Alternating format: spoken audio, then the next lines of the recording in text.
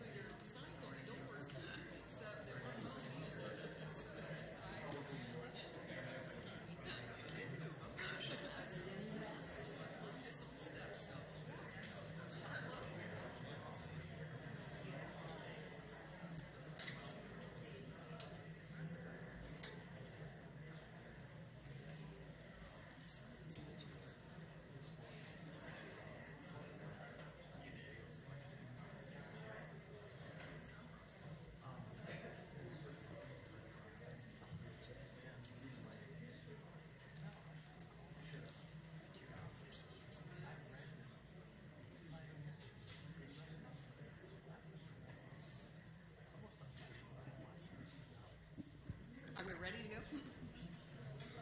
Okay.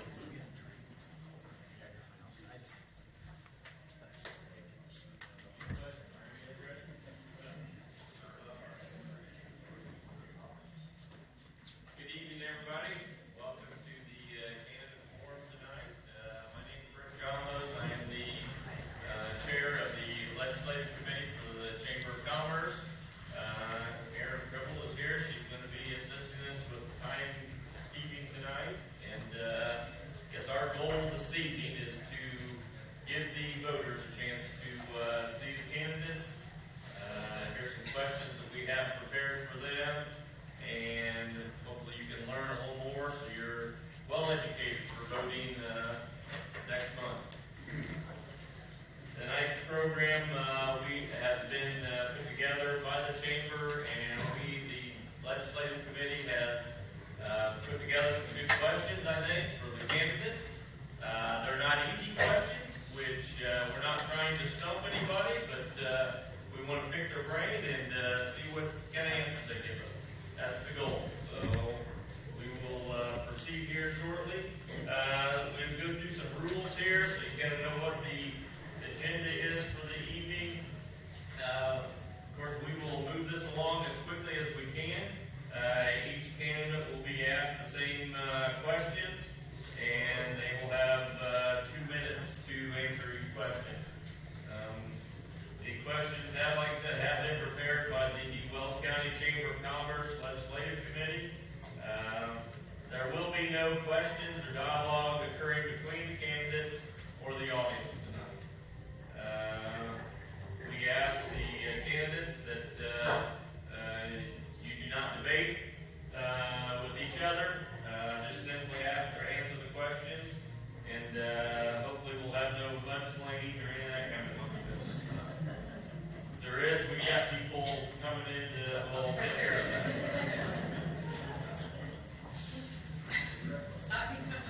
No, just warning. Okay, the audience has submitted a few questions. If we have time at the end, we will try to get to those, but we know we are very tight on schedule, so the candidates will be sticking around directly afterwards. If you have a specific question that you would like to ask one or any of them, I'm sure that would be perfectly fine. So I think that's it, and we're ready to go, and we will start off with opening comments. And Melanie, I think you're up first. All right. Thank you, Aaron, and members of the Chamber for hosting this event. Thank you also to my fellow candidates for being here, as a full slate of candidates for this election proves. tremendous service to provide this forum for the candidates to share their vision for the city. Since I am up first, I want to share my vision for this great city, but first I want to tell you why I'm running. Many of you in this room, I am sure, were at the Bluffton Street Fair, and during the parades you saw my 4 neighbor boys, Emmett, Otto, Whit, and little Gil, walking for my campaign. They are neighbors and friends, and I have watched them playing in their yard or heading out for school as I go to work daily. It reminds me of my own childhood days, playing and riding my bike around Bluffton, making sure, though, I was home by supper time. The reason I am so passionate for serving this community is because I want Emmett, Otto, Whit, and Gil to have the same opportunities in Bluffton and you in this room have had. I want those boys to grow up in a safe city where they can find good jobs, affordable housing, and raise their own family. I have served as your council at large woman for the last few years for one reason, for the love of Bluffton. This is a great city in which to live and work, making Bluffton a wonderful place to call home. Our daily lives have the benefit of outstanding schools. Jobs are plentiful, and in fact, industry needs more workers to fill open positions. Your city services are doing well with safe water to drink. Our electrical grid supplies needed power, and our sewage treatment plant is in full operation. Your daily lives also find your garbage and recycling picked up, unlike a city to the north. We continue to fix and repave streets each summer, and in the winter, the city street crews are out plowing your snow.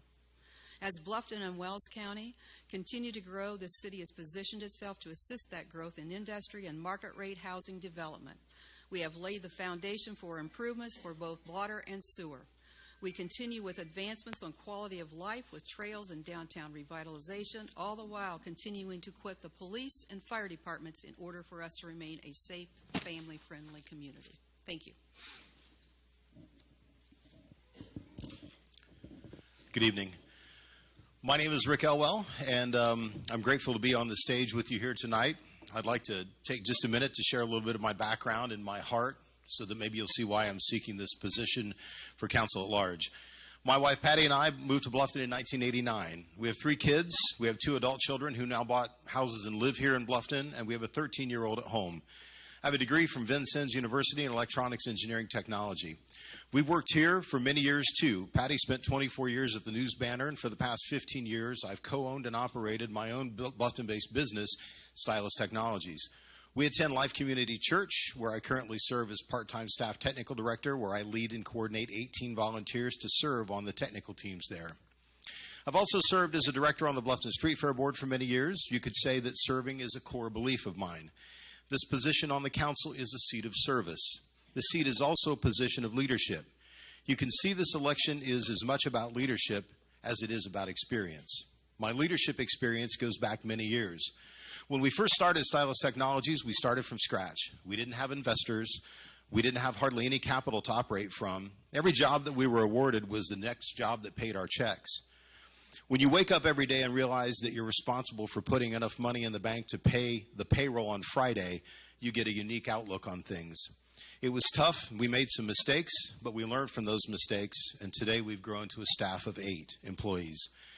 I'd like to take my experience and my leadership ability and put it to good work for this council. I believe that we need to grow as a community. Growth and success run the same parallel. However, we need responsible growth. We need to be able to pay our bills at the end of the day. Tonight we'll talk about growth. We'll talk about jobs. We'll talk about housing and infrastructure. And we'll talk about the quality of life. We have a team that's poised to bring a new vision to Bluffton, and I'm proud to be part of this effort in this process. Thank you so much.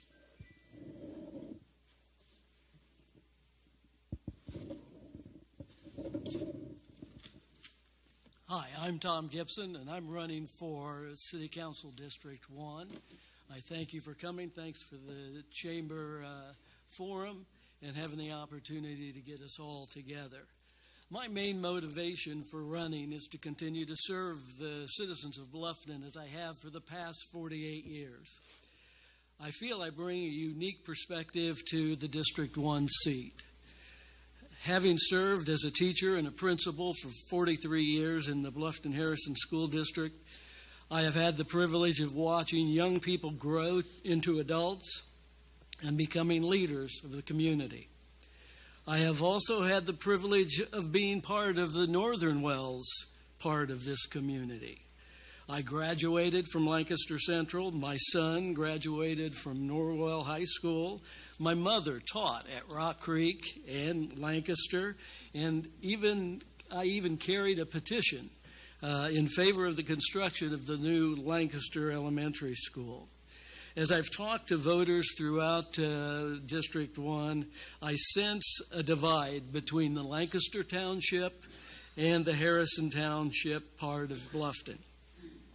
If that is the case, I would hope that my experience, that I could bring a logical compromise to any of the relevant issues. I look at the city of Bluffton in its entirety. Hence, on my campaign slogan, it's #OneBluffton. If I'm elected, I hope to base my decisions solely on what's good for the entire city. I think we need to continue to look at our infrastructure as well as our parks and recreational facilities, and particularly north of Bluffton.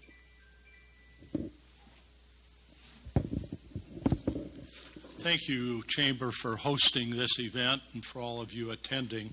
My name is Roger Thornton. I'm running for District 1 City Council. My background is in public education.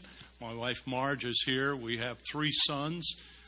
During my time living in Bluffton in Lancaster Township, I too have become aware of a concern that there is somewhat of a divide. That divide, as most people in Lancaster Township view it, is one of resources and equity. If you talk about equity and fairness, you probably have the bottom line of my campaign. I've been an executive director of the Superintendent's Association, been a superintendent for 25 years. My last district was in Palatine, Schaumburg, Hoffman Estates, Illinois, where we had 13,500 kids and 2,200 employees. My background says that leadership is responsible to see that all have equal opportunity and are treated equally. That means in resources, that means in amenities, that means in facilities, it means in opportunity. I think many are aware that a divide might be there, but not too many have done much to try to get that equity in place.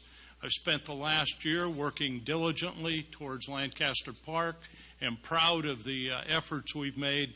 Look forward to see us moving forward with that. My bottom line goal for running for this office is to see our population grow, to see housing opportunities improved, to see sewers extended and water extended, and begin, if you might think of it, to bring a modern-day Willowbrook to our community. We need a large development that serves a lot of kids and a lot of people who want to move back. Thank you.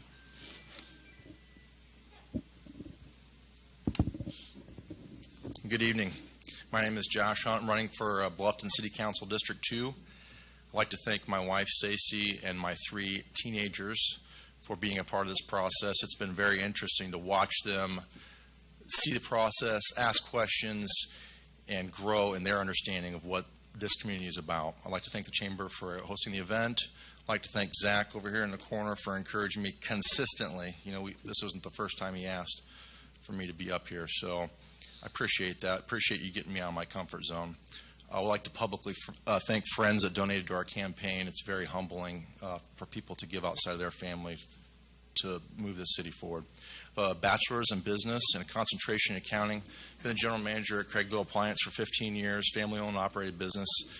Some strengths that I think that I can offer. I manage many different types of personalities. I have experience in payroll and taxes. I have experience in financial analysis.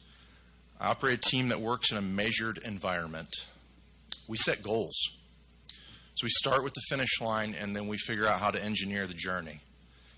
The city of Bluffton has a ton of potential in Northeast Indiana expansion. Just like in business, though, our expenses go up, and I feel like anybody can attest that's in the city and operate in the city, that the expenses go up for a city as well. So we have to grow our income for our business to help mitigate those raises and expenses, and I think a city does too as well. So we want to share that burden and show the growth for this community. I believe that my skill set is worth considering for your vote. Thank you. Pass that back.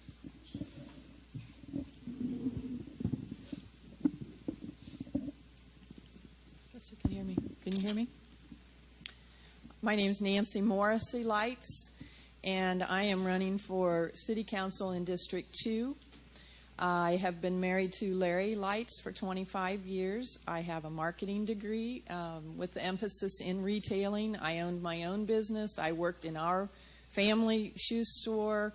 I've been in Bluffton for 40 years. I feel like I have a good feeling for this community and where this community should be headed. That's a good reason why I wanted to put my hat in the ring and go out for the city council position.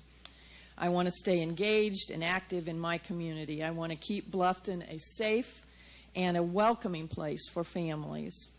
As I've been canvassing, I have discovered that a lot of the people I'm talking to are satisfied with what they have in Bluffton. The main things I hear are we need more restaurants, we need shops, and entertainment. So I want to try and focus on those directions. Another thing, as far as future, we have looked at housing.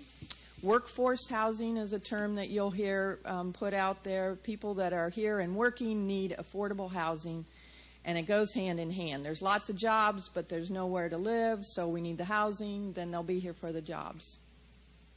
We have an award-winning parks department, and I want to continue to work with them and encourage the growth of the River Greenway to the west, the interurban trail to the north, and optimize the use of our existing parks and recreational facilities.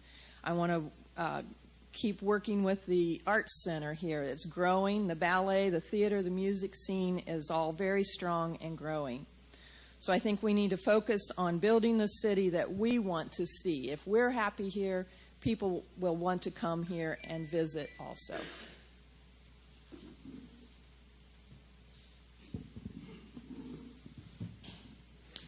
Good evening. My name's Mike Morrissey. I'm running for City Council, District 3. I've been a member of the City Council since 1996. I am employed at Heidi Chrysler and service manager there since 2009. Started out there in 1996. I, like my sister Nancy, grew up in our family business in Decatur and Bluffton, and so I'm very familiar with what it takes to make things happen, especially when we talk about our downtown. And married to Jill Flogger, Jill Flogger Morrissey, who owns her own beauty salon, 426 West Spring Street, which is in District 3. So I have a lot of ties to the community that go back through my parents and grandparents.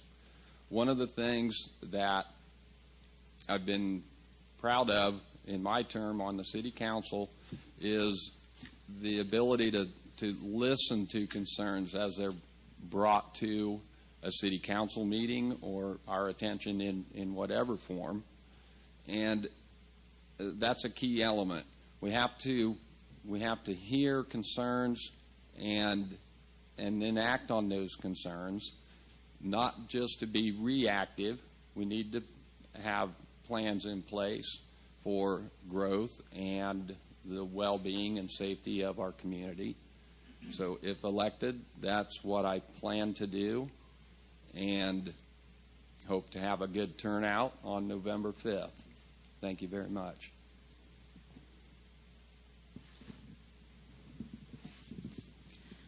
Good evening, and thank you for allowing me the opportunity to tell you a little more about myself and my vision for Bluffton.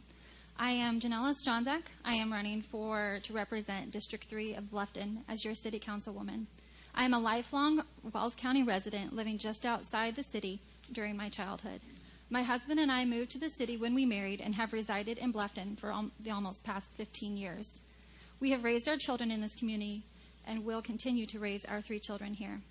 My husband works in various roles in law enforcement and also teaches the criminal justice program at Indiana Tech. I have a degree in registered nursing and have held emergency medical technician certification since 2010. I have worked firsthand with many of the citizens of this city and through various volunteer organizations have helped address many individual needs. Through the various volunteer programs that I am associated with, I have learned of even more citizen concerns that I intend to work to address as your city councilwoman. With the current trends within the city, especially within District 3, we need a change of leadership. My fellow candidates and I will bring fresh leadership to our city. Many of us have observed from afar the various issues that have kept our city from growing to its full potential. From infrastructure to one of the most recent concerns, the opioid crisis. I have recently spoken with the coroner, and as of our conversation a few weeks ago, she and her team had worked at 7 overdose deaths within the last year, as compared to a total of 2 last year. Not too long ago, there was an overdose a block behind me. This is not acceptable. This is happening where we live. This is happening where our children play. This is happening everywhere. This is not acceptable. This is a drain on personnel, this is a drain on resources, and this is a drain on Bluffton's quality of life. With my experience in EMS and hearing of my husband's experiences in law enforcement, I have a unique perspective on our city's situation. We have many wonderful resources to combat the opioid crisis in our area that are, in my opinion, underutilized. I look forward to working with my fellow candidates to represent our great city of Bluffton and the citizens of the city. Thank you.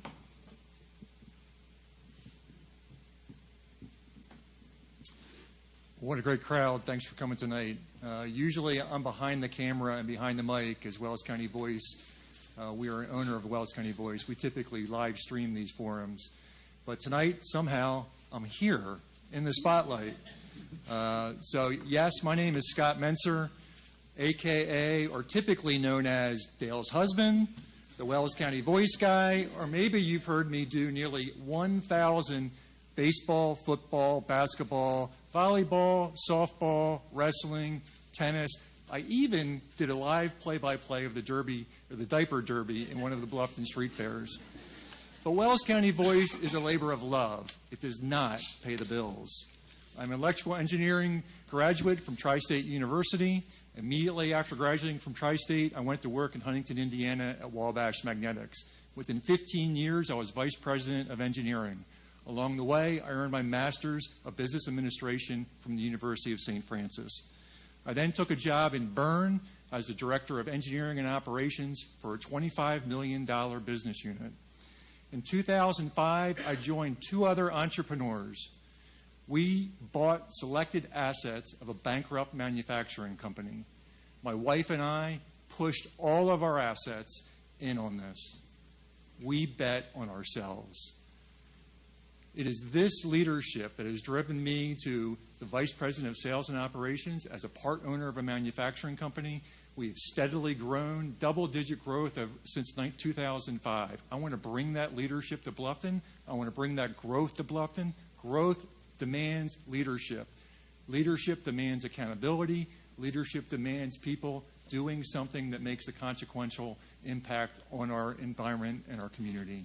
I believe I can do that, and that's why I'm in this race.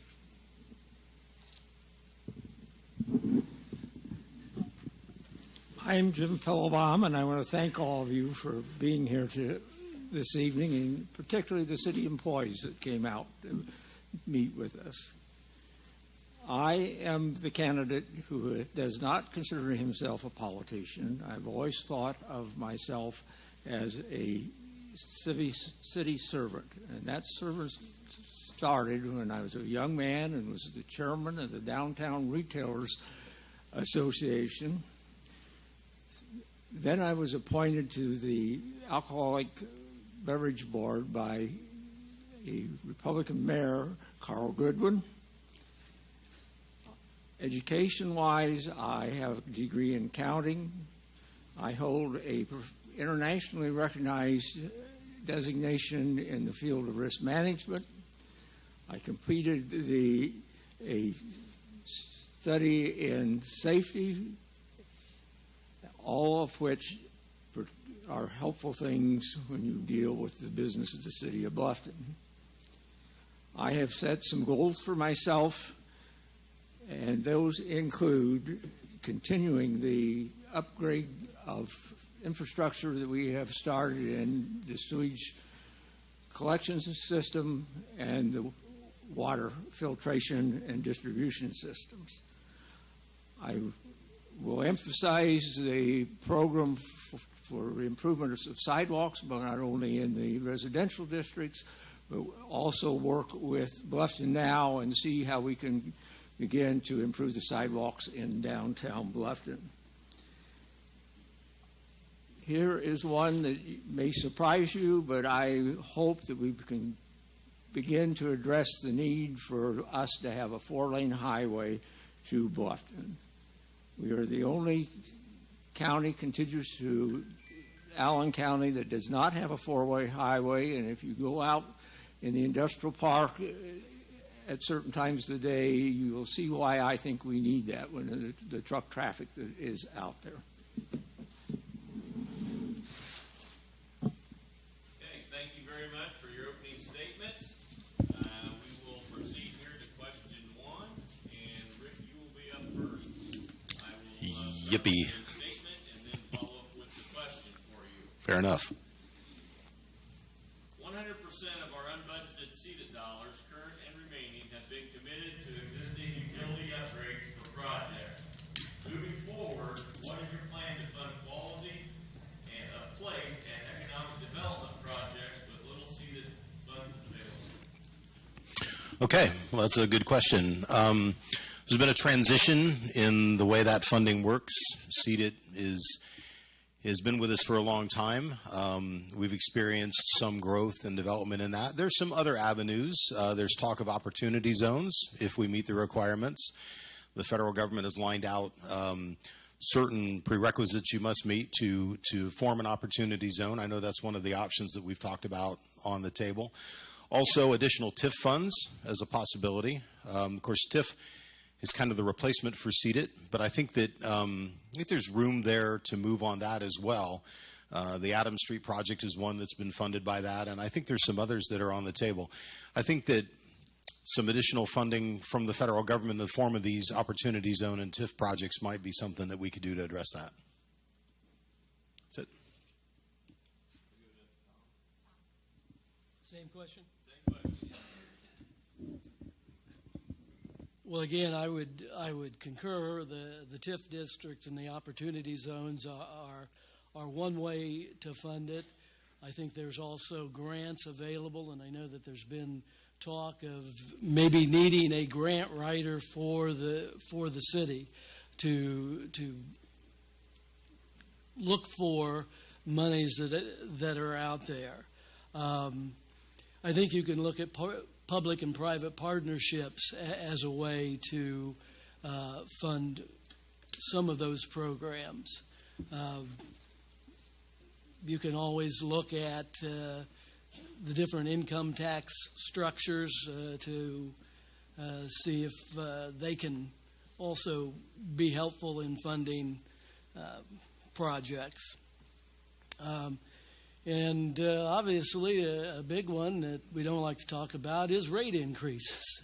And rate increases are something that are funding a lot of the infrastructure that we're doing at this point.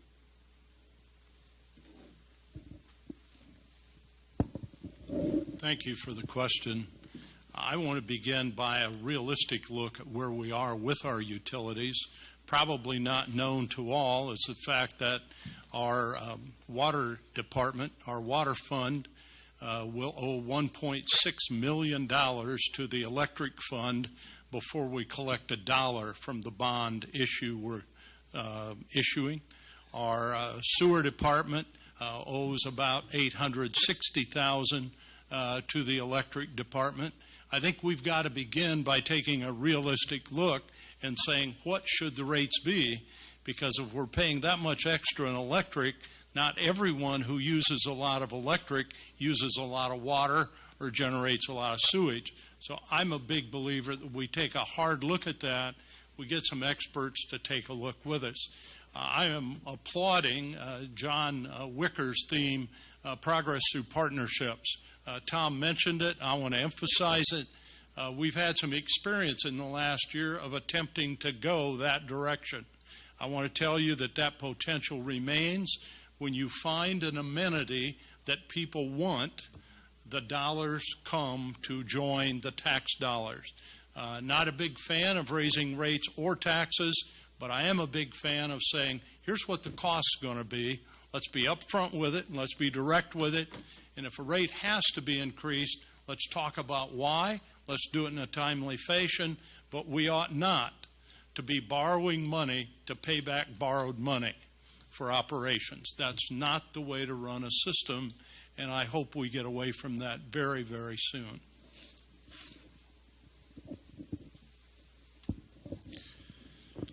I got the opportunity to serve on Bluffton now for about 5 years, and I saw this firsthand where we missed a lot of opportunities for quality of life because we did not have shovel-ready projects ready.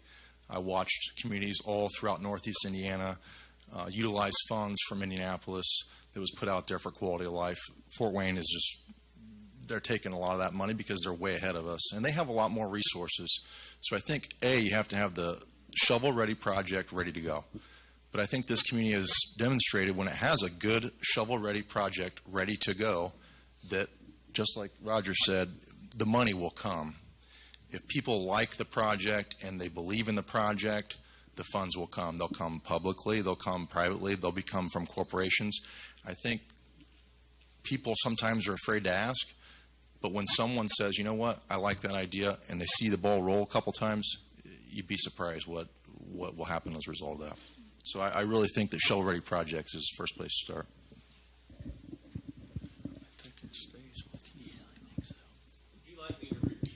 Rick, would you please repeat the question for me?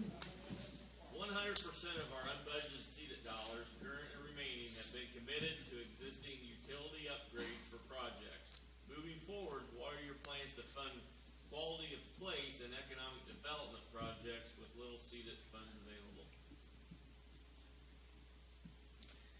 Well, my understanding is that the wastewater project that's going to the north is using CEDAT money. I think Josh has a point with the shovel ready. When I talked to our electric and our different utility people, they have in place ready to go projects to increase electrical power and the water lines that are going in, the new water plant to the south, the water filtration plant, and the loops that they're putting into the south will make it more readily available for the industries that want to be in that industrial area, Adams Street and Western Avenue and out in that area. So I guess that would be my direction, is that we need to continue to work with our utility people, give them the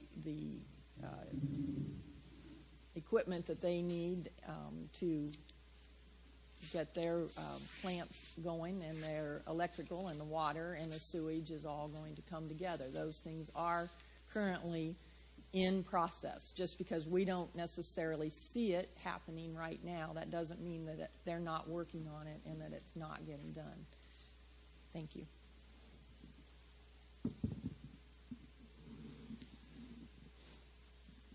Timing has a lot to do with how our CEDAT money is planned out, and of course every year more CEDAT money comes in, so we do have to look down the road, try to anticipate what will be coming, whether it be in the next 1 or 2 or 3 years.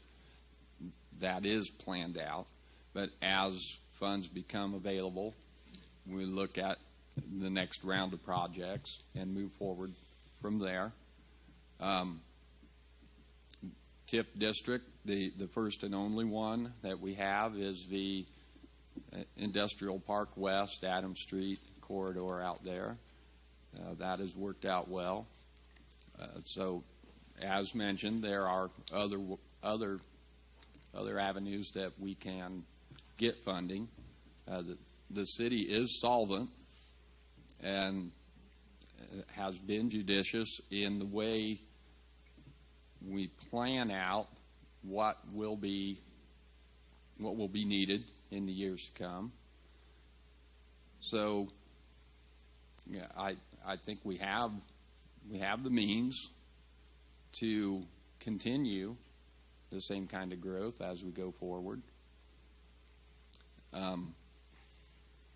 When interdepartmental loans are made, they're paid back. We meet all of the state's requirements at the end of the year. So, in a partnership with the private sector and free enterprise, we've been able to keep these projects going and in process.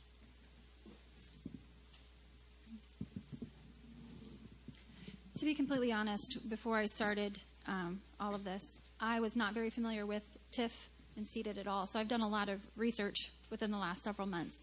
And I feel like I'm going to echo pretty much what everybody said up here. I've been researching a lot of the TIF districts, and I see a lot of cities using TIF districts very creatively, and I would like to see that explored more within our city. I understand that they can be controversial, and some are very successful. But I think it would be a good idea to open that dialogue to the public, like people are saying, the public, to work with them. Again, the grants is another great option. I think, like someone said, they had talked about a grant writer, hiring a grant writer for the city. I think that's a really great option.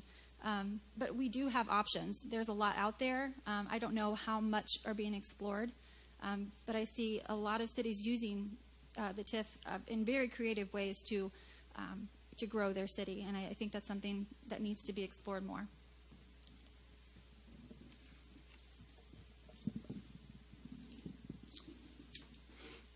I think the first part of your question really needs to be, how do we get in this situation to begin with? How do we get in a situation where all of our seeded money is going to the Northern Sewer Project? To me, that is fundamentally a lack of planning on our city infrastructure. We should be anticipating capacity needs and not put ourselves in a situation where we're going to spend our entire seeded budget on one project for our utilities. So that's number one. Number two, specifically, I hope we get to talk about TIF in a separate discussion, but let's just talk about seeded money. Seeded money is for economic development. My priority is jobs. Now, there's some controversy here of whether we ought to focus on retaining jobs or growing jobs, and I say we can do both.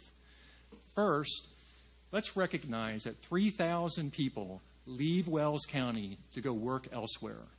Only 700 people come outside Wells County to work here. So let's all set a goal.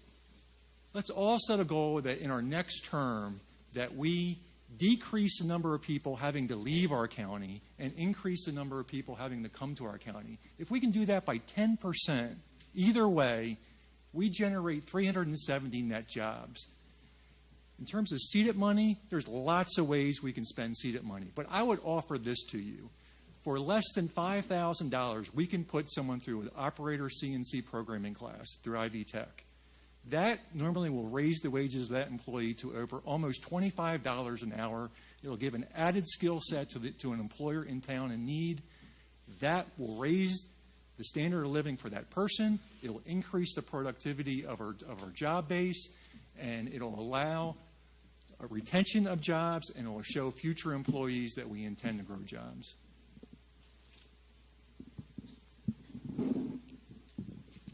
First of all, we need not forget that seeded money is used to fund our economic development department, which is a joint effort between the county and the city. And that is the first place that seeded money should go anytime.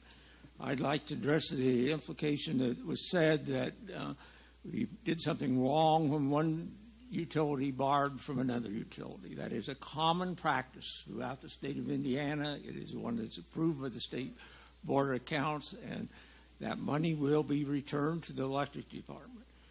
Our electric rates are, the electricity that comes in your home is the same electricity that comes into a home of people that have an I&M service, and our rates are less than those. So the implication that our rates are high is not correct in my mind. When CEDAR money is available, I agree. We should use it to begin to develop programs that would create jobs here and help educate the people that would fill those jobs.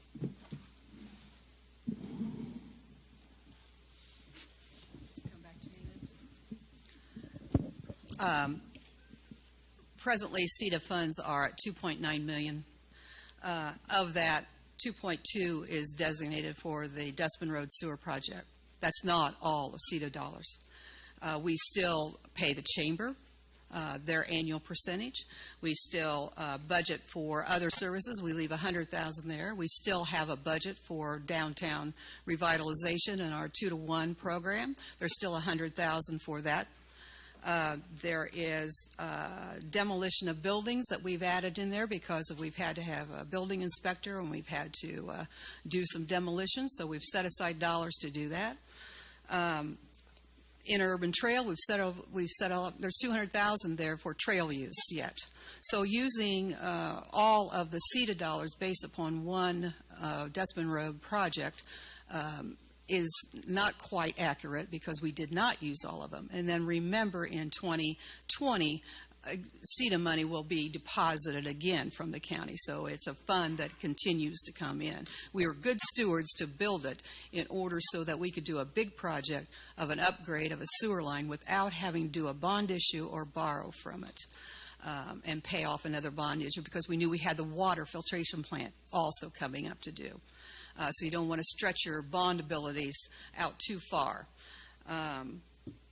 There are other avenues. We've used TIF, has been successful for Adams Street construction. You have to be careful with TIF. It's for infrastructure building. You just can't, in economic development, there's some restrictions on how you can use TIF money. So it's not like you can go and beautify something. TIF is restricted in some respects. Thank you.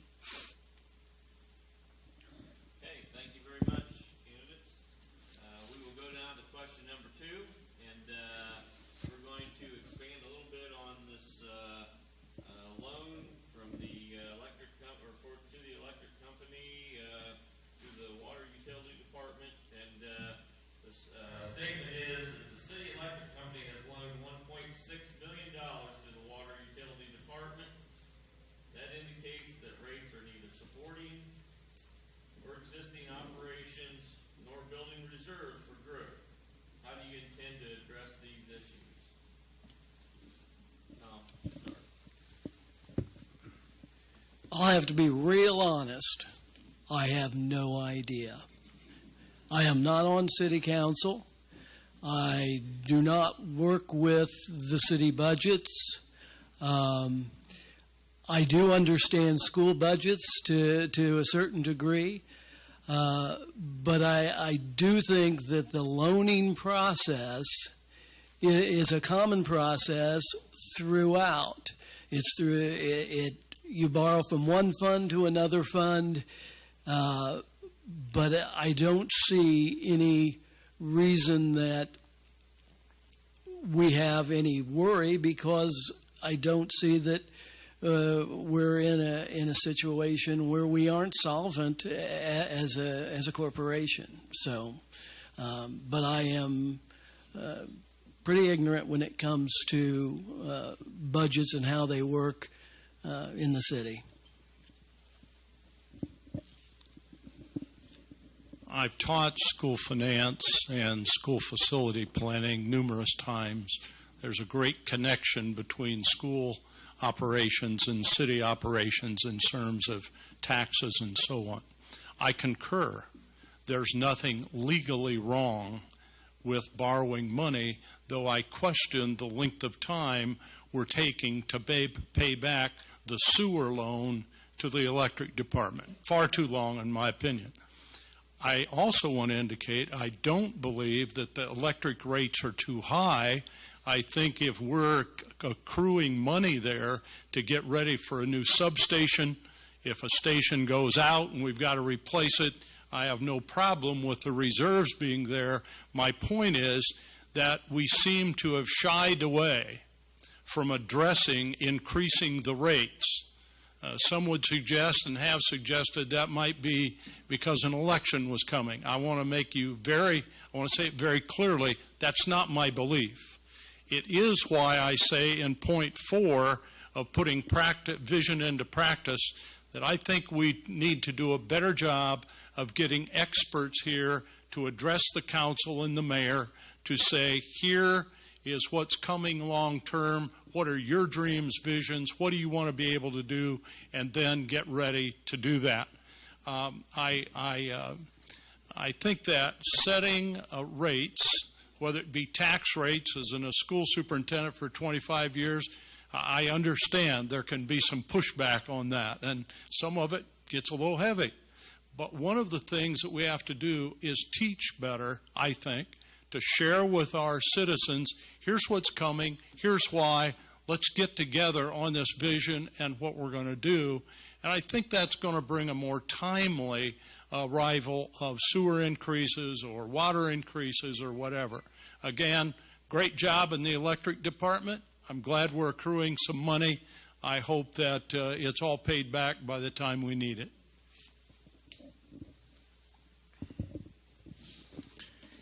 I feel that each type of business within the city needs to be able to stand alone.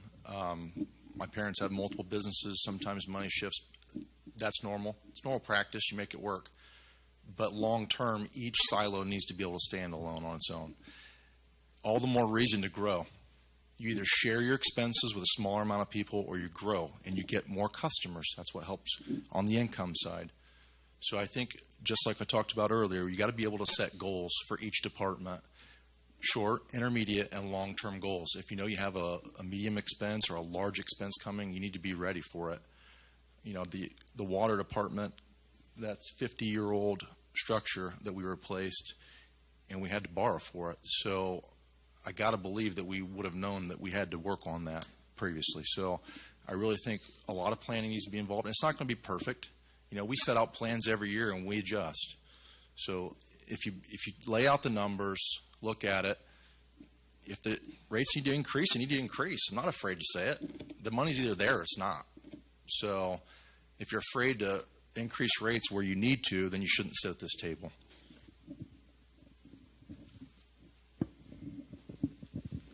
Back to Melanie. Who's it go to, Rick? I think I'm up. Oh, I'm sorry. I'm up next. Yeah. I think our electric department has done a fantastic job at keeping the rates manageable and budgeting the money the way they feel is appropriate. We haven't had an increase. We had to increase water rates this year, 60% increase. Not one person in my district that I have talked to has said anything about that increase affecting their bills. So we need to look at that. Maybe there will be another water increase next year again. And Jim, when I jumped into this ring, Jim Philibom had offered me a look at a municipal handbook that's about 3 inches thick, and I don't know how many hundreds of pages, that I have not pursued reading all the chapters in that. But the fact that the utilities do loan money back and forth between one another is something that is commonly done, from my understanding, in the state of Indiana. That's not an unusual thing to have happen. So I would just like to say I think our electric department has done a fantastic job at keeping our electric rates low. If a slight increase is needed in order to compensate for back and forth, then I think people are willing to do a small increase if that's going to help to increase the city coffers. Do you need me to repeat the question, Mike, or you good? No, I think we're okay. Okay. The as we talked about, the interdepartmental loans is common, and those get paid back and handled. Regarding, we were talking more about electric department, I believe. The electric department loaned 1.6 to the water utility department, correct? Okay. When we're looking at growth, and the more the city spreads out, there's more expense obviously involved there to get the utilities to those folks. We can look more at when we say grow the city, we don't necessarily have to grow our boundaries. That's bound to happen. But we can also utilize all the area that we have available within the city to have, whether it's more industry, more housing, whatever it might be, that will pay towards those rates, and the infrastructure is already there. And I think that's one thing that we can do. We have in Central City, District 3, we've been able to tear down houses that are run down. That's not always a large enough lot where we can emphasize new homes. I would like to see a little more of that done. But I think that's one way, by improving our growth within our boundaries, we can add to that the incoming funds for those utilities without having a lot of additional expense for the infrastructure that's needed there.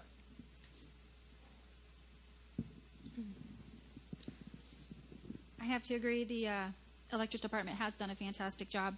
However, I've had an opposite experience of what Nancy had in her district. This is a huge concern for the citizens of District 3. A lot of people in my district, even a slight increase could make or break them any given week. So this is a huge concern for me. Obviously, it is a common practice, which is fine, and we do need to grow. Like Josh says, if we want to grow, we have to pay. That's fine. I think we need to, I don't know, really explore different options than what we've been doing. I don't think anybody should have to choose between keeping their electric on and if babies are going to have diapers. This is a huge concern within my district. I've seen it over and over again. So, like I think Tom said, I'm not 100% familiar with the budget. I've gone over it. I've gotten the same book that I think everybody's gotten, and I've gone through those pages. And I think we have to come up with something that's different, that's going to work for our city, because we do need these changes. We do need that growth. We have to grow. But we also have to remember the citizens. They have to have that quality of life. That's just a given.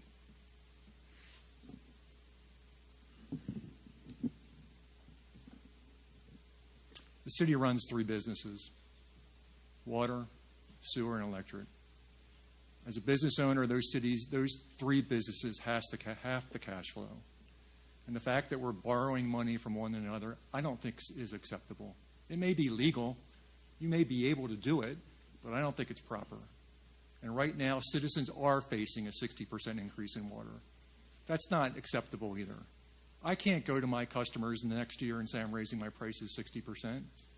They will turn my business away. All of our city utilities get audited every year. I've read those past audits. We could have foreseen these increases years ago. We opted not to. That's just reality. We were spending all of our seeded money, not all of it, excuse me, Melanie, the bulk of it. Thank you. We're spending the bulk of our seeded money for sewer expansion up north, and now we just borrowed over $10 million to upgrade our water system. That is a lack of planning, it's a lack of foresight, and it's kicking the can down the road. And as a business owner, I can't afford to do that, or I won't stay in business. And we need to treat our city utilities like they're a business. They have to be able to cash flow, And if you're going to borrow money, that money needs to be able to cash flow. And to borrow one from the other, I don't think is right. It's a lack of management and it's a lack of leadership. And that may be offensive to some, but I think that's reality, and I think we can do better.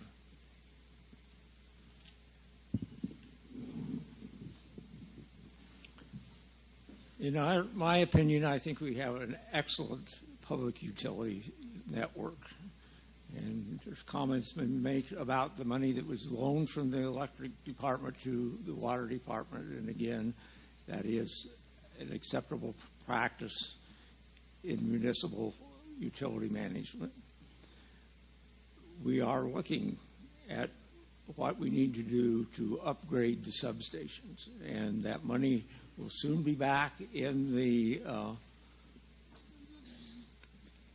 account that it came from, and we will begin to address the need to improve some of the substations that we have. Another thing that we have done, we are a member of a group of cities and towns from Michigan and Indiana who have collectively buy electricity from the supplier, and we've been doing that through I&M, and we've now moved to, and will be sometime next year going to another provider, and hopefully that will even give us more money to upgrade the electric department. Jim pretty well said what I was going to say. That's the Wolverine Co-op out of Southwest Michigan.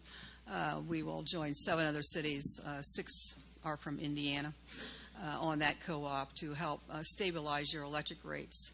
I don't know if many of you know, when you get the bill from I&M, many times they have what, of course, they service to you, and then there'll be a true-up in the middle of that bill. And that true-up, because they missed the estimate. They didn't quite get it right on the previous bill, so they want their money. So they call it a true-up. Now that true-up can range from $600,000 to $700,000 to $800,000, which skyrockets your I&M bill up. You pay that bill probably about 60 days later. That's why you see where you're running your air conditioners maybe in July, but you still have a high bill in September when you didn't run the air conditioner that long. But that takes about 60 days, because part of it is because of I&M's billing, and I have been adamant about that since I've been on council. Unbelievable. How does any business of I&M in that capacity miss that much of an estimate? And then we have to pay it. We have to pass it on to you. Wolverine Co-op hopefully will stabilize those bills. We won't see that true up, and therefore keep your rates either at that steady or even possibly, I hate to be on film on this, but perhaps lower those electric rates. I did not like to increase water rates, but we need to build a new plant. And I have made sure that was structured out and not hit the Baker Tilly wanted us to hit you at once. I refused to do that. I wanted to structure that over a 3 period, to divide it down to a third to help lower that ease for households to get used to the idea. My bill went up only $5, but I'm a single household. Family, I'm sure, was higher. But we try to keep those rates knowing what a person has to pay for that household.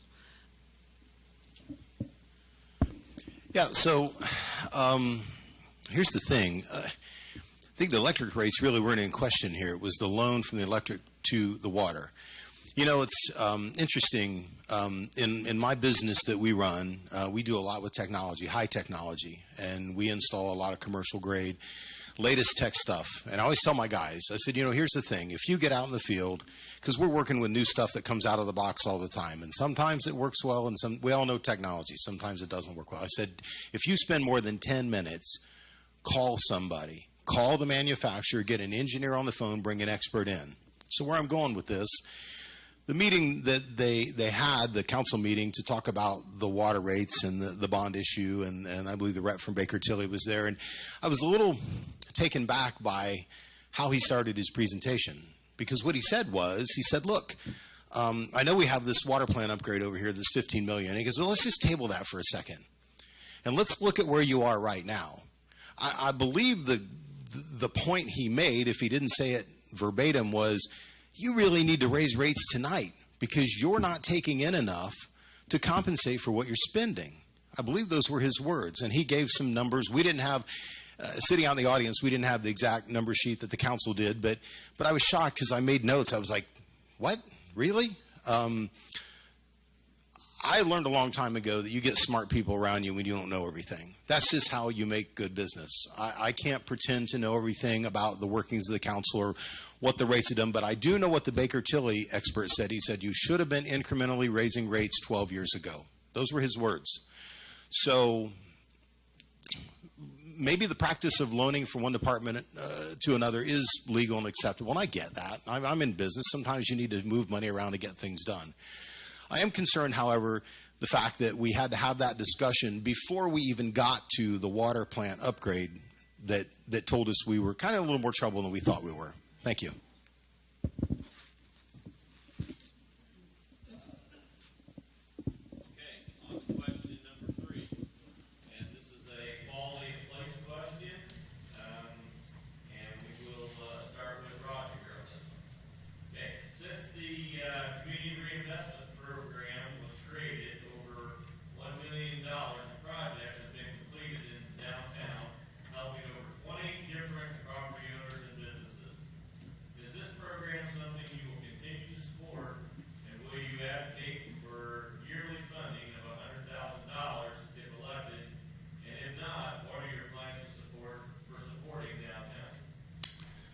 Thank you for the question. I absolutely believe that downtown has to continue to prosper. Until I look at a specific budget, I don't want to commit to a particular number, but I wouldn't see us lessening our commitment. I'd like to broaden that commitment.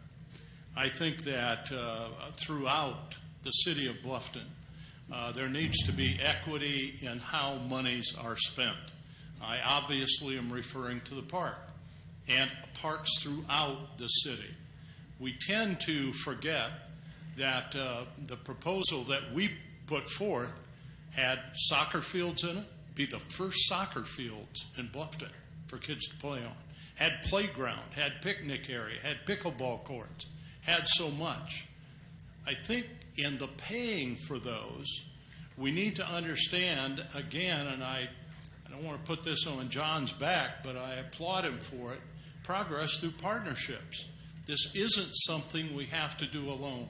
We saw in the Now Project, we see in a variety of things that individuals, businesses, it's not all about taxing people and just using public money, it's about combining it. So not only do I want to see us to continue to improve that quality of life downtown, but I want to see it spread throughout the city of Bluffton. I'd like District 1 to become a part of that. And we appreciate the interurban trail, but now we've got to work on getting people on the east side of Highway 1 across to the trail.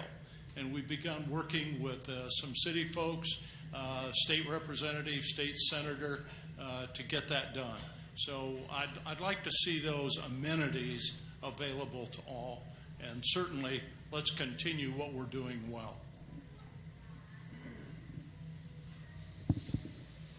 The Community Reinvestment Program, that's pretty near and dear to my heart. I was in the council meeting when we originally asked for that money. And to see the progress that's done downtown. Downtown was in a bad spot, and it was really heartbreaking. And when I look at it now and I see improvement and I see people feel like they have an energy, I see new businesses coming in, I feel a vibe down there that I didn't see before. So I'm totally for that program to continue. And I think you have to look at it. I mean, there's been a lot of dollars put out, and we've seen a return, but it needs to be measured. I mean, it's not something I'm not just going to say, yeah, keep going forever. I mean, we got to look at it. There might be a time, hopefully, that it's sustainable, and we don't have to fund $100,000 a year to give it a boost. So I think it's worth it. When industry comes to a community, they go downtown and they see what's your quality of life. That's one of those things. They want to see what do you think about your community? What's your pride level at? Decatur's been working for 10 years on their downtown, and you can see the difference between a 5-year product and a 10-year product. So I'm completely in support of it, but I don't think it needs to live forever. If we can be self-sustaining down there with the investment that we've made, then maybe we wouldn't have to make it in the future.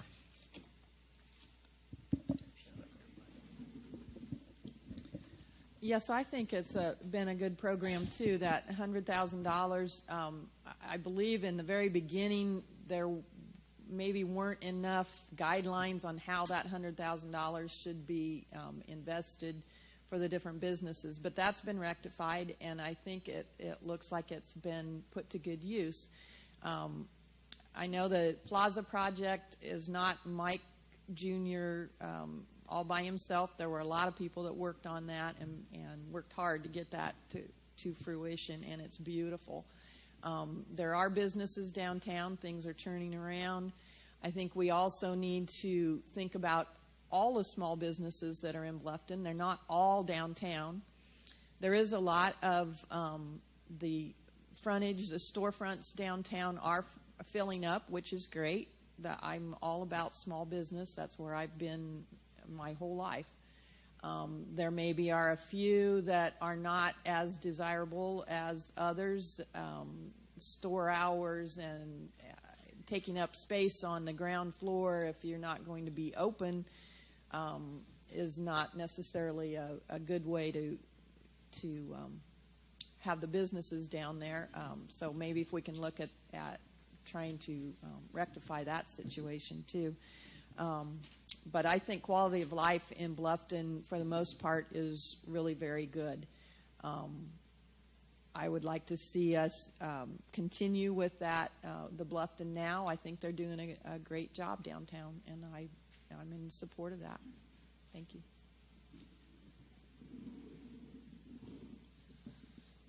Yes, the Bluffton Now has been a very good addition and a good group of people working on that.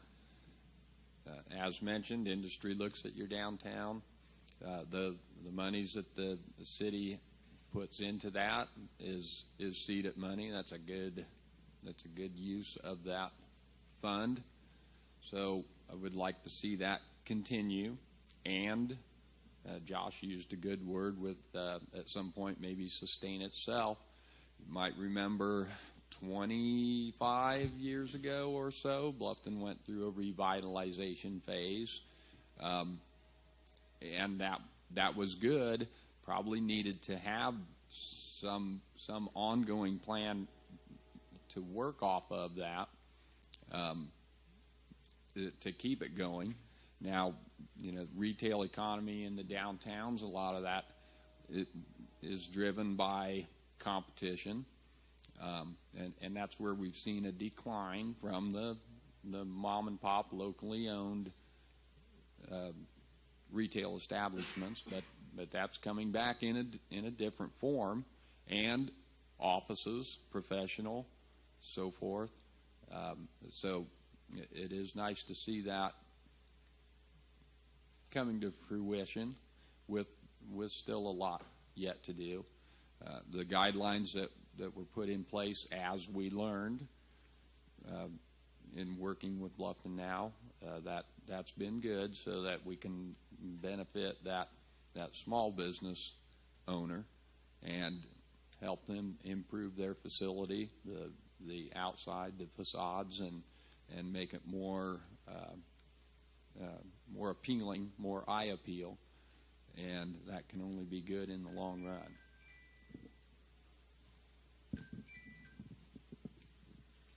I absolutely support the CRP. It's fantastic. I've sat on the Bluffton Now board for the past about year, so it's great to see everything that the CRP has benefited.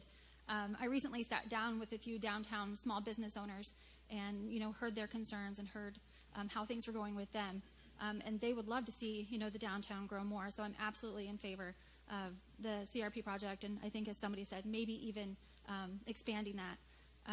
While we have this great momentum, and the plaza has been a great catalyst for downtown growth, I don't want to forget about our neighborhoods.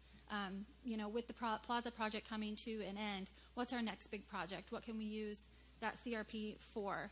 I think we need to come up with creative uses for those funds moving forward, and not forgetting, like as someone mentioned, the small businesses on the outskirts of town, bringing those in, and not forgetting our neighborhoods.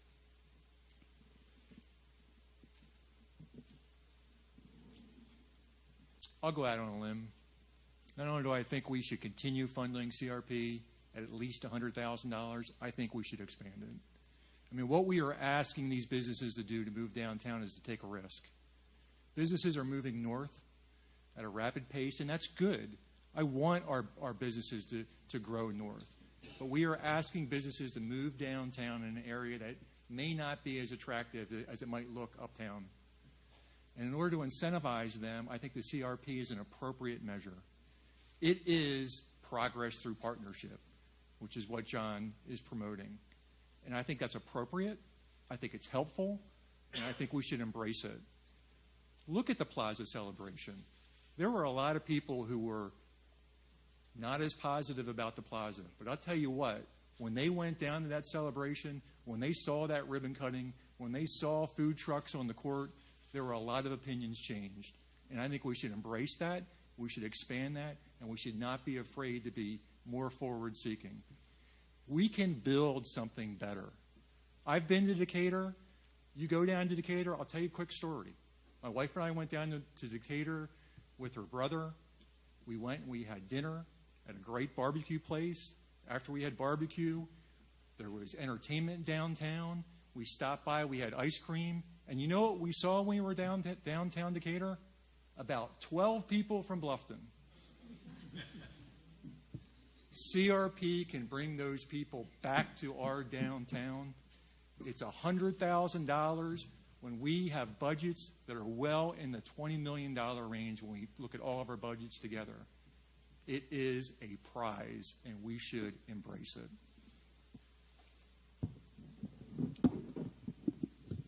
I echo the comments of everyone here about this program. I think one of the things that I mentioned before that we need to do is to start to address some things downtown. It's always been the practice to make the property owners maintain and make the sidewalks. I think we need to take a good look at that. And I'd like to see the whole program extended to it, incorporate the riverfront, and start to do some things to beautify our riverfront.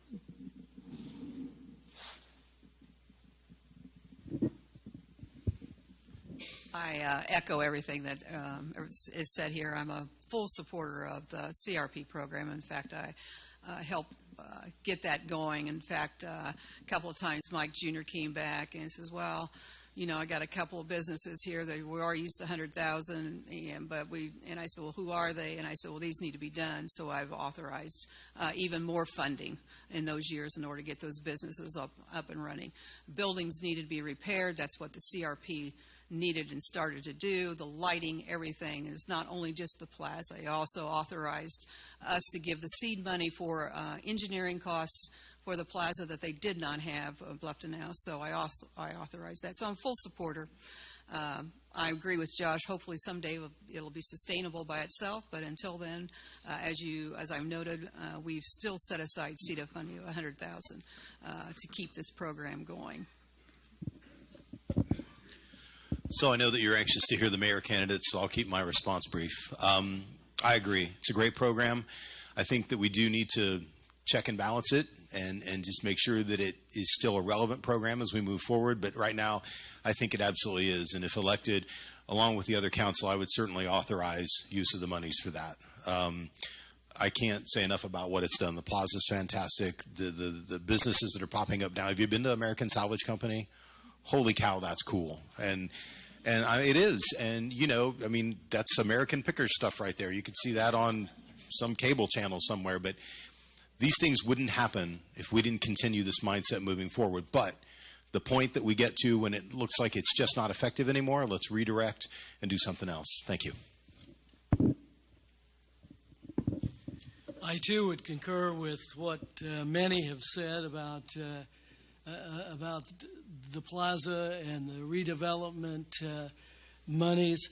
I would even agree with Scott. I don't think $100,000 is probably enough.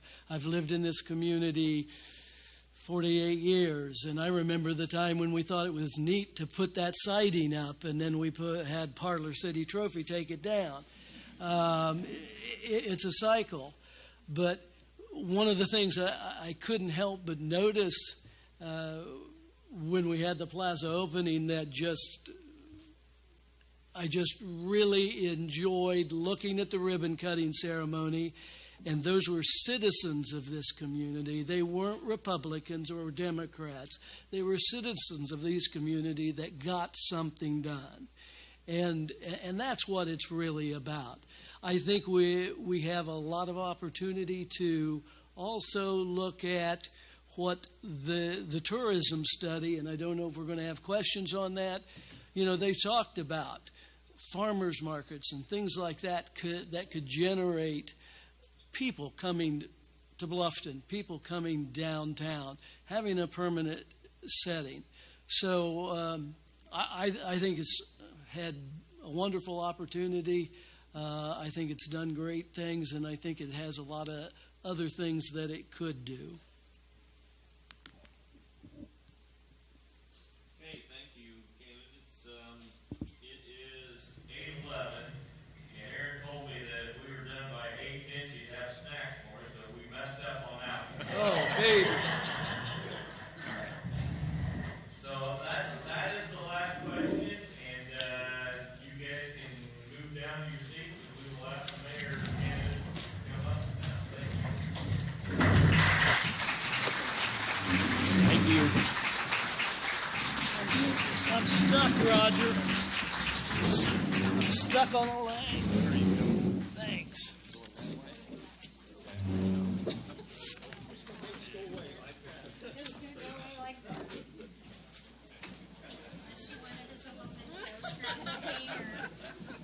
Put it on your locker. Okay. I'm sentimental like that.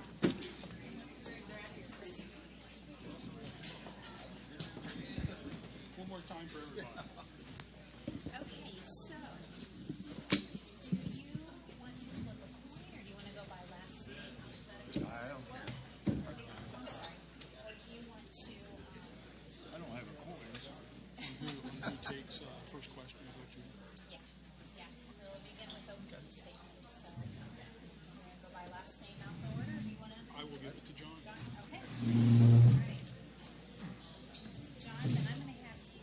I'm going to have you guys switch. Okay. So it's not going to be the audience. And you're on the microphone, so there's some water for you.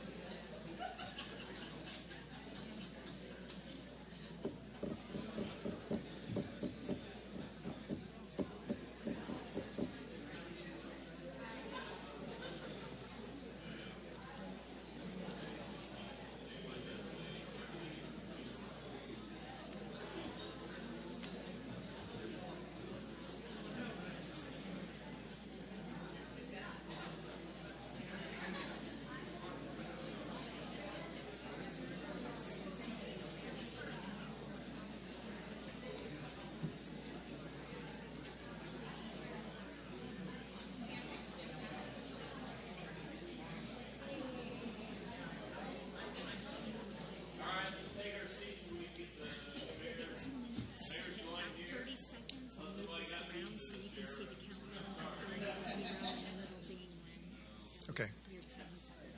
Okay.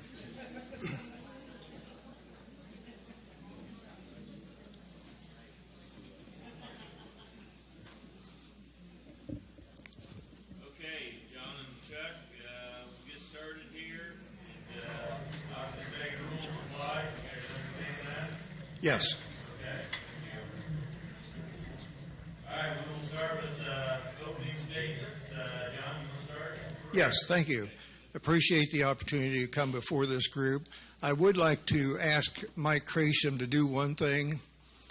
Mike, if you start seeing people to doze off, would you nudge them? I mean, we've been here an hour, listened to all the politicians. Anyway.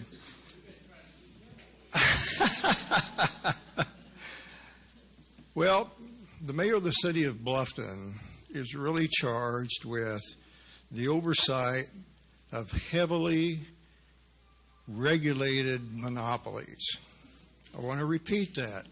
Heavily regulated monopolies. If you want police, you call the Bluffton Police Department. If you got a chuck hole that needs filled, you don't go on the internet and Google fillmypothole.com. You call the Bluffton Street Department, and I can go on and on and on. If you want a new building permit, there's a guy sitting back there by the name of Ted Smith. You're going to have to call him. Or I'd rather call Kim, but anyway. But given my background, I had 25 years in private industry. I finished my career here at Mormons as general manager in charge of the plant here, also responsible for warehouses in Michigan, Ohio, Kentucky, and Indiana. I decided to make a career change, and did I make a career change? I went to work for Bi-County Services as their president, and at the time they were looking for someone with business experience to take care of the thumbs up issues, which we did. It was a great run. I had a Bi-County. Also, Joel and I bought Thumbs Up Glove and Safety in 1998, had a great run there. But my key to success has been the people that have elevated me in a big way. It's the employees that do the work. It's the CEOs that get the credit. Thank you.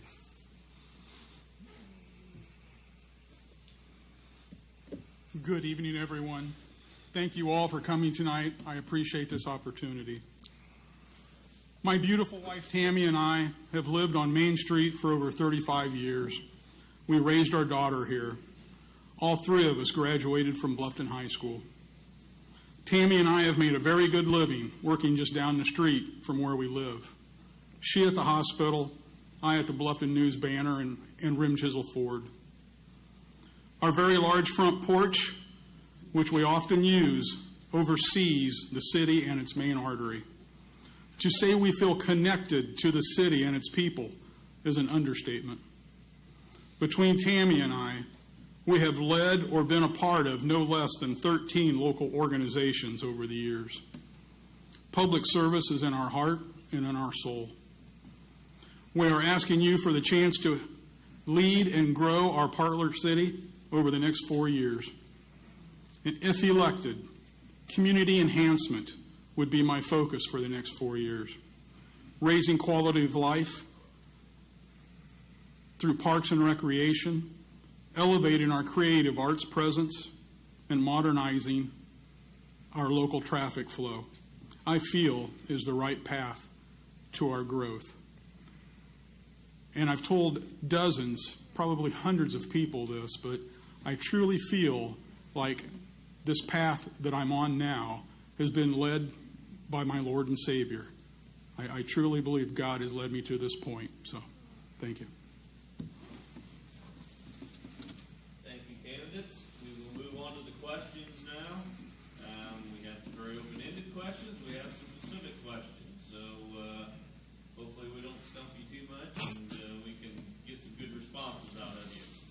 Question number 1. What's your vision for Bluffton in the next 4 years? What is your plan to get there? Chuck. I have 4 initiatives I feel will help move the city forward. We must continue to make ourselves more attractive by using community programming and public-private partnerships. We can enhance our quality of life and quality of place as we have with the Parlor City Plaza, the State Park, Fire Tower, and our trails. We must market ourselves more efficiently, starting with a tourism office, a tourism council, a one-point source to collect, advertise, and market what is Bluffton and what is Wells County. We need new ingress and egress signage at 6 points in the city. State Road 1, both ends, State Road 124, both ends, State Roads 116, both ends. We must improve our decaying sidewalks and improve our walkability. Quality of place, quality of life will be my focus. Thank you. Okay. I feel like it's my job as mayor is to operate the city entities as efficiently as possible. Some of my goals are going to be, number one, in the area of public safety, is to do all we can to improve the number of candidates, qualified candidates that we have for our police and fire departments. The last I knew, we had 7 openings in the fire department. We're having trouble filling those positions. And the last police officer we hired, it was a journey. And I think it's important from the public safety aspect that we are able to recruit and retain our police and fire officers. On the utility side, excuse me, we need to continue to work at a program where we specifically set so much money aside every year to replace aged water mains. I was at a conference in French Lick last August. It is estimated that in the state of Indiana, in the next 20 years, there's going to be the need to spend $17.5 billion on aging infrastructure throughout the state. That's real money. And we need to get in front of that and make sure we have a plan in place where we can replace, rather than react by water main breaks. We need to stay in front of things and not lead from behind. Thank you. Okay, we'll move on to question number 2. The current census data indicates that Bluffton will have a population over 10,000 people. Therefore, designating the city as an MS4 community, which means that there are higher standards for water quality, wastewater, and combined sewer overflow. How do you plan to administer the MS4 designation? Well, I think the answer to that, Rick, is to start now. Let's not wait till we get the letter. Let's get started now. In fact, I've had a couple of conversations with some of the county officials that are in front of this position of how we're going to handle the stormwater issue. It's a multifaceted process of how to deal with storm drainage. And we need to know what our options are. There's organizational issues. Should the stormwater folks be a separate department, or should it be included in the umbrella of the wastewater department? I know, for example, the city of Decatur has a stormwater department, and on their utility bill, there's a separate line for stormwater charges. That's probably going to have to happen, but it's something new. It's another one of these new regulations. That's not all bad. We need to keep the bad stuff out of our streams and rivers. We need to do that, but it's coming at a price, and we are going to have to pony up here when that happens, and it's going to be sooner rather than later. We don't know what we don't know. The mandate hasn't come yet. But I agree with Mr. Wicker that we need to get in front of it. We need to be learning about it. My understanding is we will either combine with our sewage treatment facility now that we have, or possibly make a whole new entity, a new service entity in the city. That's really all I have to say right now. Thank you. Okay, question number 3. What kind of quality of place project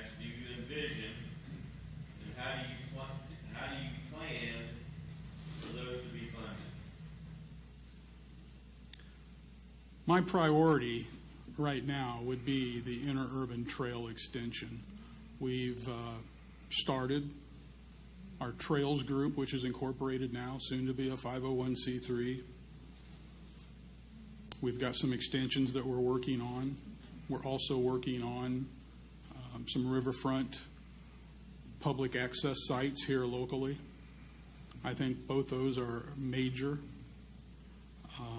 Our downtown revitalization has still got quite a ways to go with our CRP.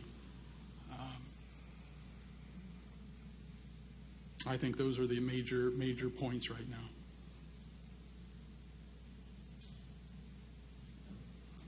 I guess one of the questions I would ask, Rick, quality of place for who? We talking about the 20-somethings? We talking about the 40-somethings that have kids? Or we talk about us old geezers?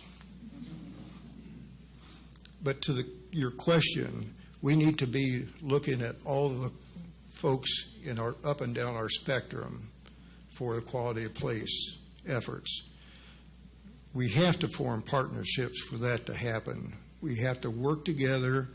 You know, one of the things that's amazing about Bluffton is the amount of work and the great projects that have come from volunteers. Hasn't come from the city, hasn't come from the county, it has come from volunteers. Now's a perfect example.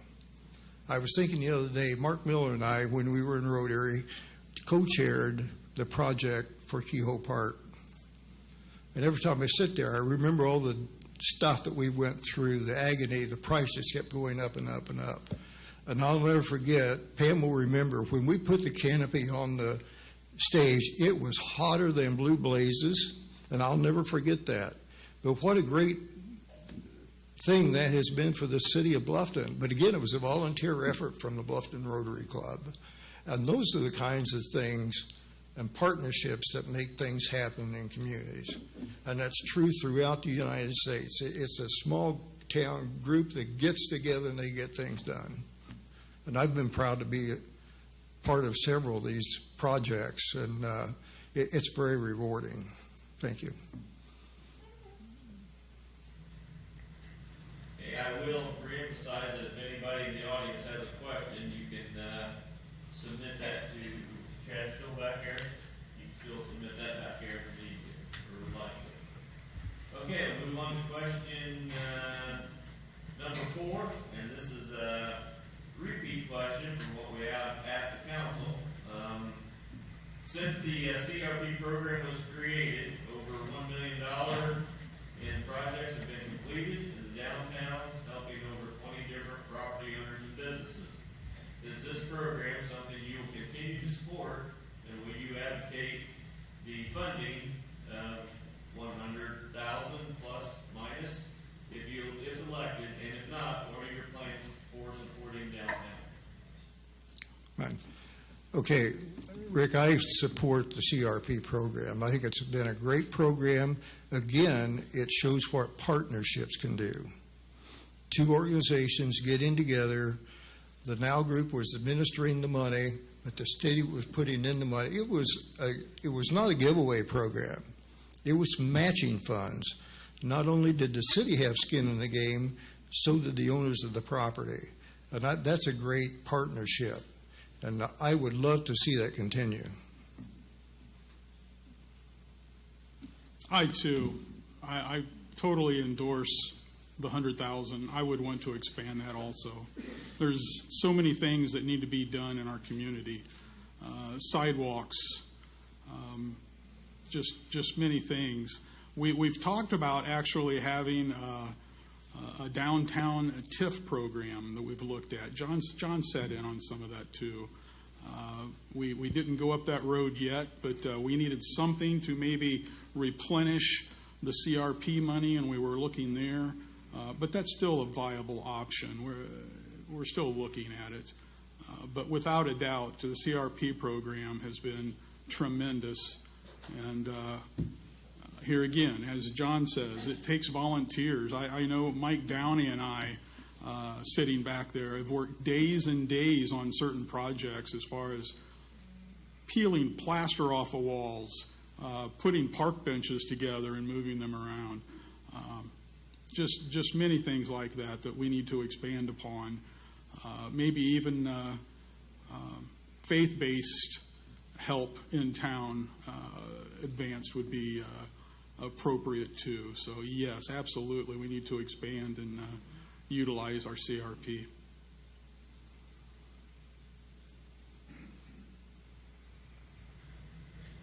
Okay, question number 5 here for both of you. Is there a role in city government in partnering with local schools and post-secondary education institutions to provide career and technical education on the local level? Mine? Absolutely.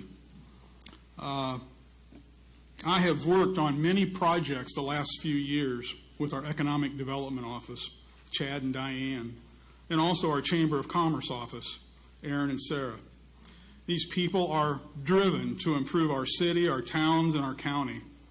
They are the professionals in this field. I will continue to assist them, listen to them, and work hard to help them. Help us. I know Chad has worked diligently on many fronts to engage our schools and high school students in marketing, robotics, and manufacturing.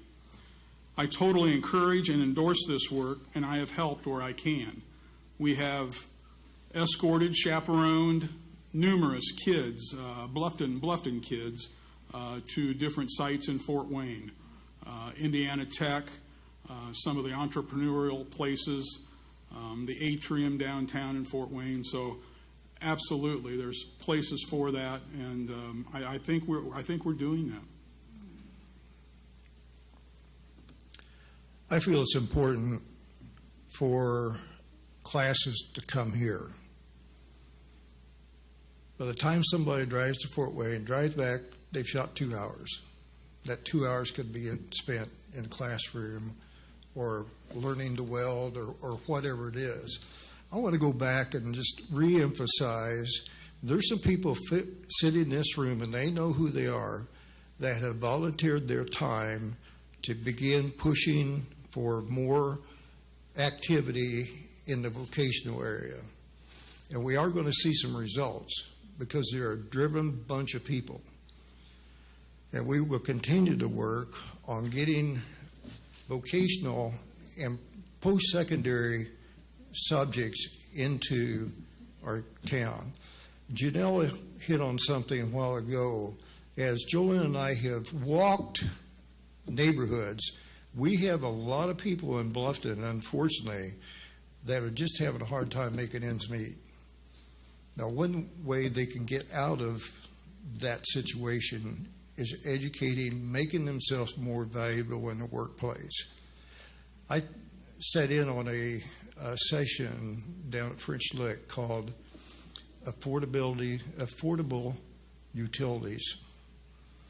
Someday, the issue of high-priced utilities is going to be a big burden to this city. It's a burden on the utility office trying to collect money.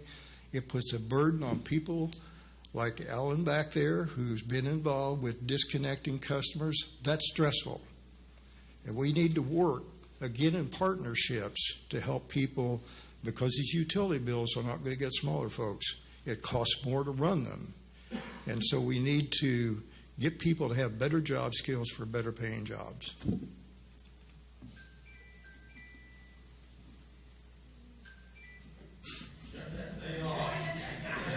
I did have a question. Do we get a snack if we're... I mean, Chuck and I have done pretty good here in time-wise. If we go past 8:50, I'll buy. I think we're set up, Chuck. Stop asking questions. Just asking. Staying on the job questions here, how about this one? With an unemployment rate of 2.5%, obviously very low, maybe an all-time low here for Wells County, and several hundred open positions, how will you attract qualified workers to fill these positions? John? Well, first of all, I'd look at the somewhat 3,000 people going to Fort Wayne every day. That's my first choice. You know, they're right here.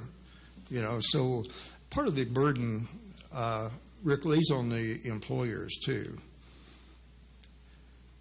Because if I want to attract good people, then I'm sorry, I got to pay for them. And I think it's a two-way street. You know, there are plenty of people, like I said, driving to Fort Wayne every day. Maybe we need to put a little more carrot on the stick to get people to stay in Bluffton and work.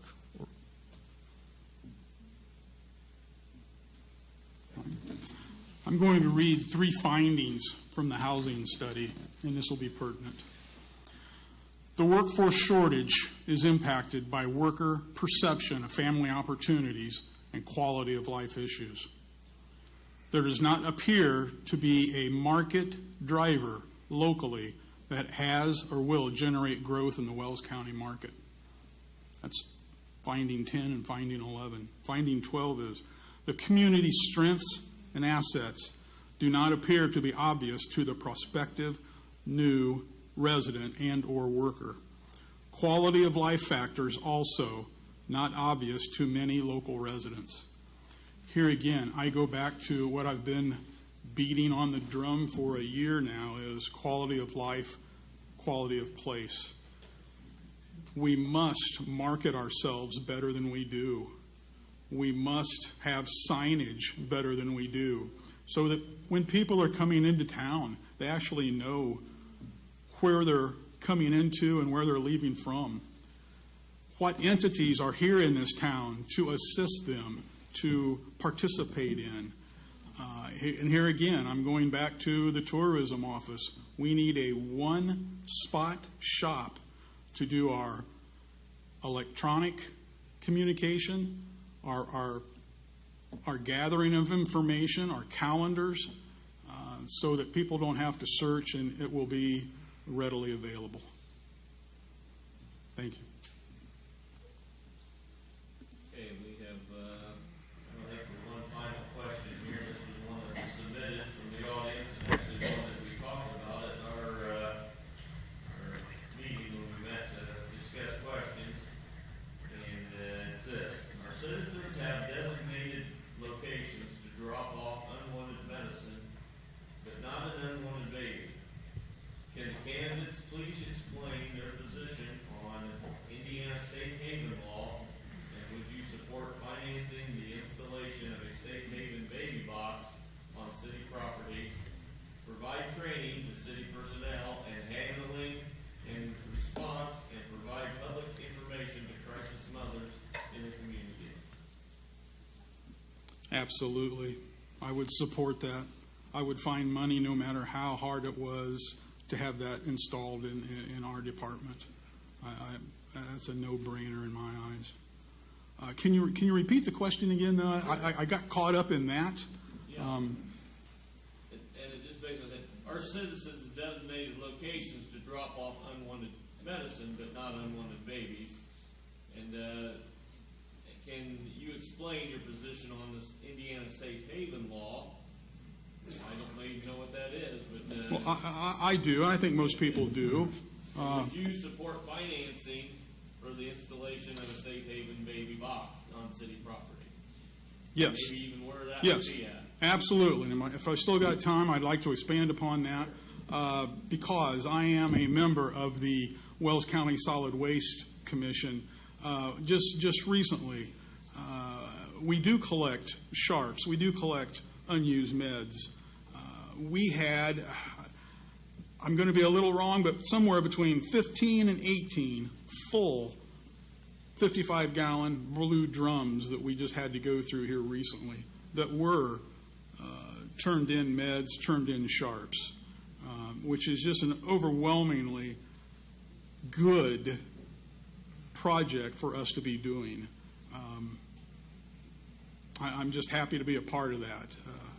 But yes, safe baby haven, absolutely, positively, no brainer. We would get that done. I would be in favor of it. Rick, I think if I recall correctly, the ones that we have around here, I think maybe New Haven, but they're located in fire stations, which makes a lot of sense. they're staffed 24 hours a day, so it makes sense that that's where it should be stationed. And certainly there's nothing more valuable than a child's life or a human life, period. The sanctity of life is important. It should be important to our community. And if a mother just cannot see taking care of a child, then they should have an alternative to go to a safe haven and know that their child is going to be taken care of in the years ahead. Okay, I'm going to ask one more question here. Fully off script, but when we think about health and the community and all the overdoses and opioid abuse and just the drug problems, what do you guys feel like from the mayor's office that you can initiate or do to help that issue here in Bluffton? Yeah, John, you go first. Okay. I'll tell you what, Rick, we've got a real problem.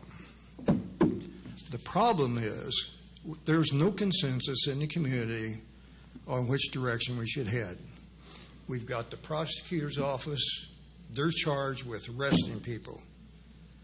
We got folks like the Concerned Citizens for Drug Abuse, of which I'm proud to be a part of, trying to rehabilitate people.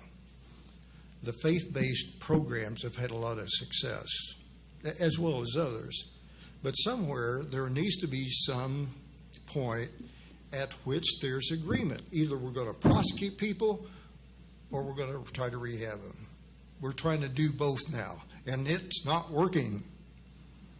Not working at all. And people's lives are at stake. Somebody's brother, somebody's sister, somebody's dad, somebody's uncle. And it's all up and down the socioeconomic spectrum. And it is a problem. And probably we wouldn't believe some of the people who are really hooked on drugs. A lot of it comes from people getting drugs when they're in the hospital. Take these, you'll feel better. Well, next thing, I really need that,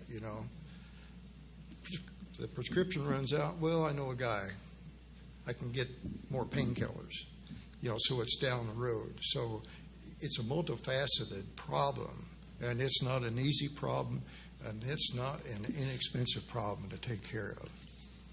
But again, society needs one voice on how we're going to deal with the opioid problem. We don't have it yet. We can do more. We can do more to support our local for-profit and not-for-profit organizations to battle this disease, like our CADA, which I also have supported. Our group's recovery, our park center, our churches, and as John said, yes, that some of the church groups have been very successful in NA and AA. But I agree that rehab is the more successful route to take, not incarceration. And some problems are just bigger than a city, and I really look to our state and our federal government for help. We cannot do everything within the city limits of Bluffton with 10,000 people and our budgets. I really think we need to look outside of Bluffton and Wells County for that assistance. But without a doubt, rehab and prevention is much better than incarceration. Thank you. Thanks. Okay, we will close out here with your closing comments from each one of you, and then we will be done with these things. So, Chuck, you can go first. I'll do my last rant right here. Security, stability, and growth. That is the bedrock of a great community, which we have seen here in Bluffton over the last 2 decades. Security. Bluffton was just named the safest city in Indiana by Security Baron, a web-based security review site. Part of that success is that we have approximately 2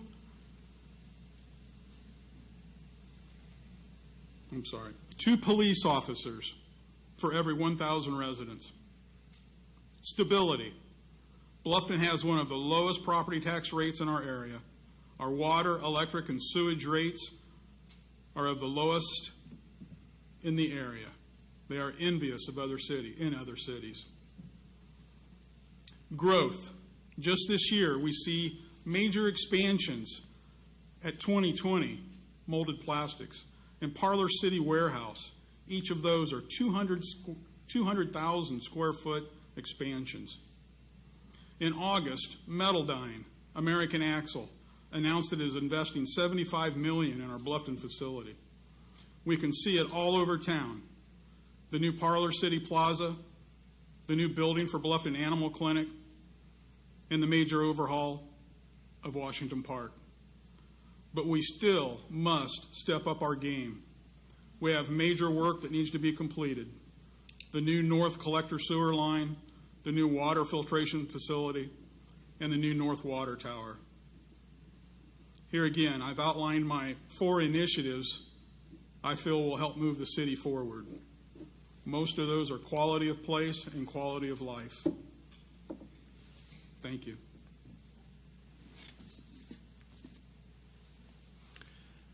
One of the things I want to share with you is an observation I have come to see with Jolynn and I when we were campaigning door to door. You know, it's a lot different driving down streets at 30 miles an hour or 20 miles an hour. You sort of glance around at, you know, what's going by you. When you're on foot, you see neighborhoods for what they really are. I am very concerned about the number of homes and apartments that we walk by that there are times when I can't believe somebody's living there. We have a large segment of our population that is just absolutely struggling to make ends meet. It's a real concern because in any community, we're no different than a chain. The old saying goes, a chain is no stronger than its weakest link. I think a lot of agencies for what they do, you know, the Closet that's sponsored by Family Centered Services, the Bargain Hut, the Wells County Food Bank, the groups, the churches that do Kate's Kitchen, they do outreach, the United Way, the faith-based churches. Folks, we have to raise the level of everybody in Bluffton, and education is one of the keys to that. Post-secondary education, vocational training, those are the things that will help raise the level for all citizens. And make no mistake about it, it's out there. If you want to go campaigning sometime, we'll show you. Okay, thank you very much, candidates. On behalf of the Wells County Chamber of Commerce and, of course, our candidates tonight, and for all of you for attending, we appreciate you coming out. I think it's a good evening, and I think one more time, let's show our appreciation.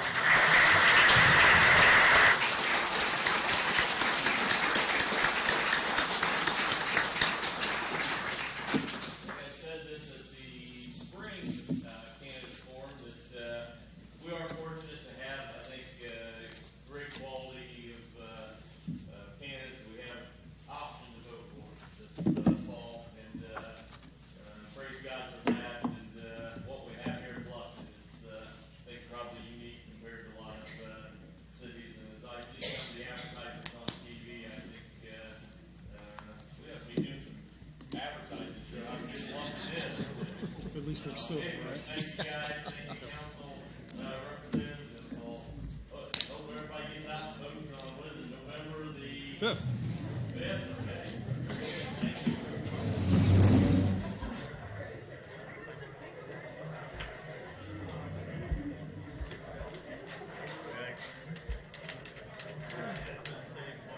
What business do you own?